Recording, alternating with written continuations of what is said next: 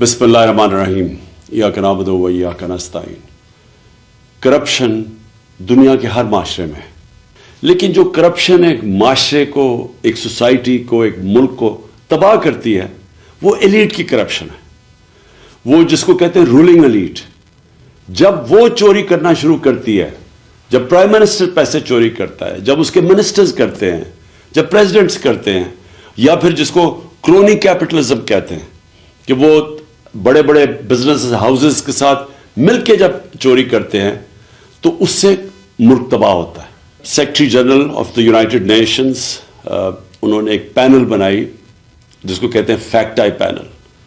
اور اس نے یہ گیج کیا کہ غریب اور امیر ملکوں میں کیوں فاصلے بڑھتے جا رہے ہیں۔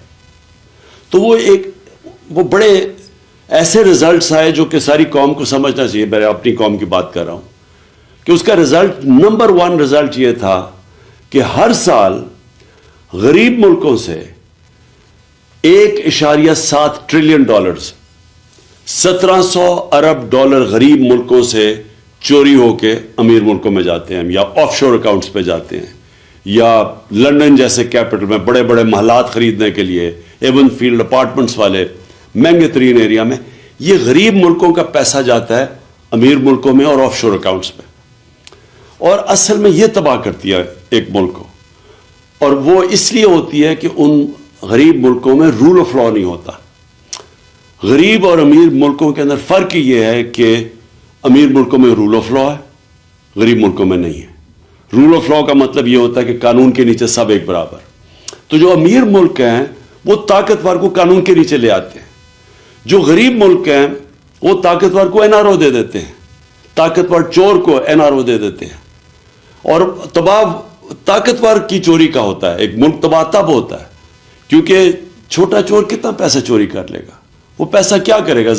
چوری کر کے زمین میں اپنے گھر کے نیچے دبا دے گا۔ لیکن جب اربوں روپے کی چوری ہوتی ہے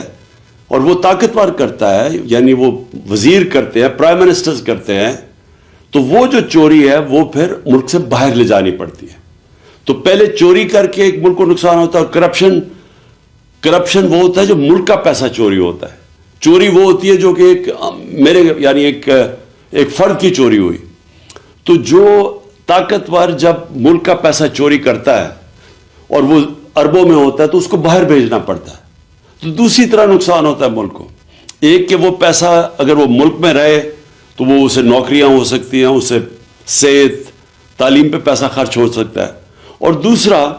کہ جب وہ ملک سے باہر جاتا ہے تو وہ ڈالرز لے کے باہر پیسہ بھیجنا پڑتا ہے۔ اس کا مطلب جو سب سے بڑا مسئلہ غریب ملکوں کا یہ بھی ہے کہ ان کے پاس فارن ایکسچینج ریزروز کم ہیں، ان کی کرنسی مضبوط نہیں ہے، یہ مزید کرنسی کو کمزور کر دیتا ہے، اور جب آپ کی کرنسی ڈی ویلیو ہوتی ہے تو ملک کے اندر انفلیشن آتی ہے اور مہنگائی غربت پیدا کرتی ہے، اور جب کرنسی ڈی ویلیو جن ملکوں میں ہوتی ہے ان ملکوں میں انویسٹمنٹ نہیں آتی، کیونکہ لوگ ڈالرز ہی رکھ لیں اگر ایک ملک میں پیسہ لگانا اور اس ملک کی کرنسی کی ویلیو نیچے جا رہی ہے تو وہاں انویسٹمنٹ نہیں آتی، تو اسی لیے ملک غریب ہو جاتے ہیں۔